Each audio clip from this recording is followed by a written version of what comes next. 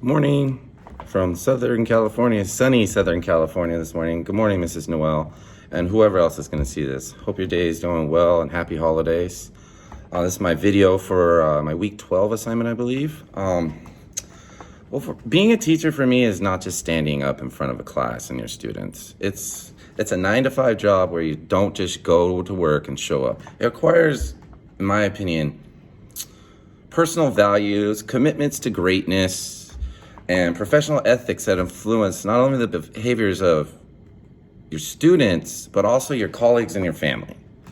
I've learned a lot since the first week I started doing this.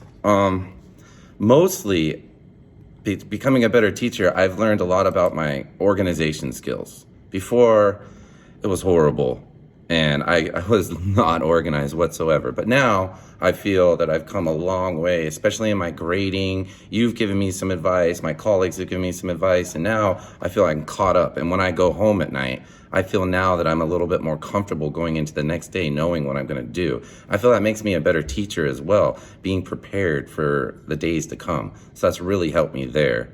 I jotted down a few notes here as well.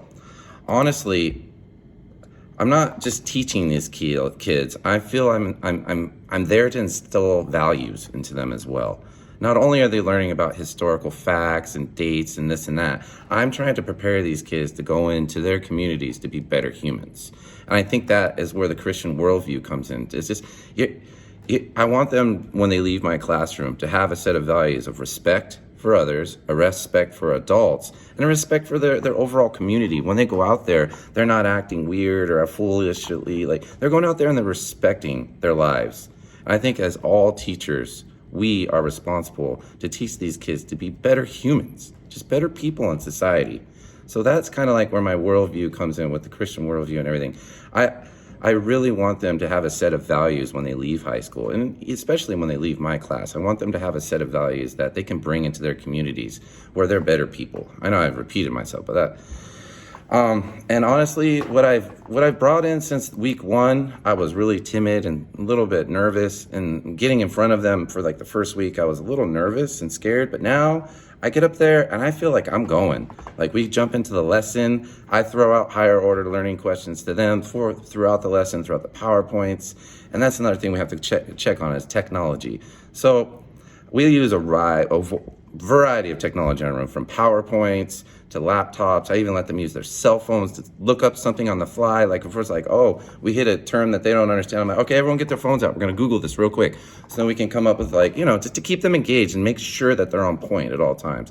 So technology, we use video clips for the visual learners. Sometimes we're talking about, say, the Revolutionary War, and you can PowerPoint it and you can lecture about it all you want, but to show a video clip, like a quick YouTube or a quick video of like that certain battle, I feel is way more helpful so they can understand, especially say World War I and the trenches, the trench warfare of World War I. Like if they see the nastiness of what was happening in those trenches, it's a lot. I feel that they can mentally store it a little better, especially when it comes to test time. They can reflect back and be like, oh my God, that was terrible. So that's the ways I kind of like use technology.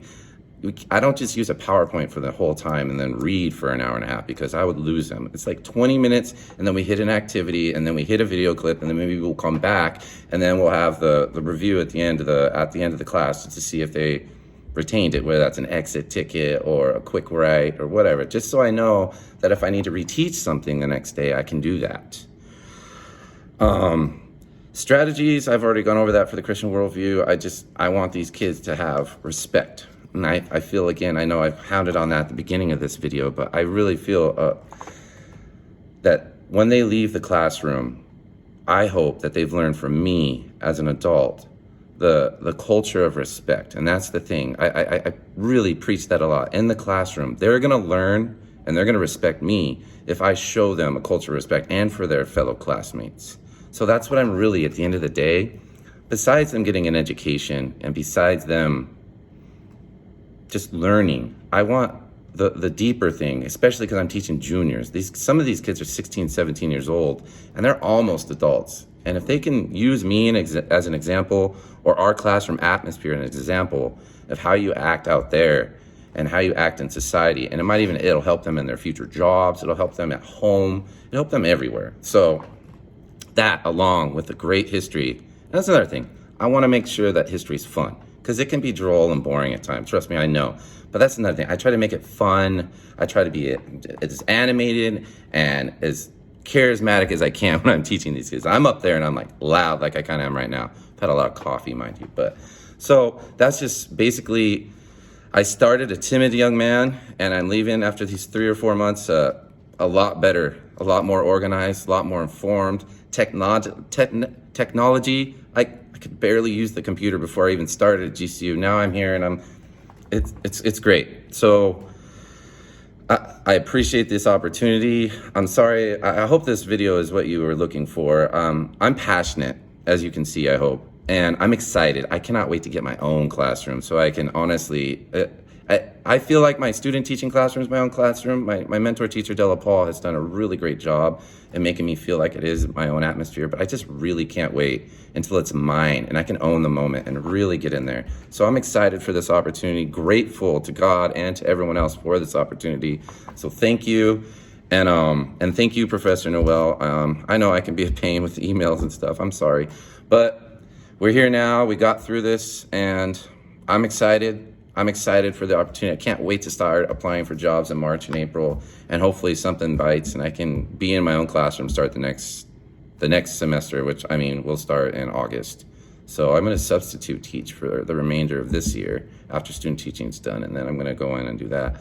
So yeah, here we are. It's been a quick 12 weeks. So I, again, appreciate everything, and I hope you guys have a great holiday season, you and your family, Professor Newell, and whoever else, if someone else sees this. God bless you guys, and have a great day, have a great holiday season, and we'll be talking to you soon. Thank you.